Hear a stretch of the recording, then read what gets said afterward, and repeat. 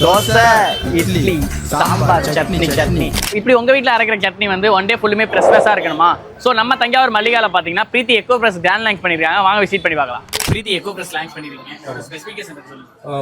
பிரீத்தியில் வந்து பார்த்தீங்க அப்படின்னாக்கா இப்போ எப்போதுமே இனோவேஷன்ஸ் தான் நமக்கு முக்கியம். அடுத்த அத்தியாயமா பார்த்தீங்க அப்படின்னாக்கா எக்கோ ஃப்ரெஷ் மாடல் தான் நம்ம லான்ச் பண்ணியிருக்கோம். நம்ம ஃபர்ஸ்ட் வேர்ல்டு வைடு வந்து பார்த்தீங்கன்னா இண்டஸ்ட்ரீஸ்லேயே நம்ம ஃபர்ஸ்ட் இந்த மாடல் நம்ம மட்டும் தான் லான்ச் பண்ணியிருக்கோம். எக்கோ ஃப்ரெஷ் எப்போதுமே ஃப்ரெஷ்னஸோட நமக்கு சட்னி கிடைக்கும். இதான் நமக்கு கான்செப்ட்.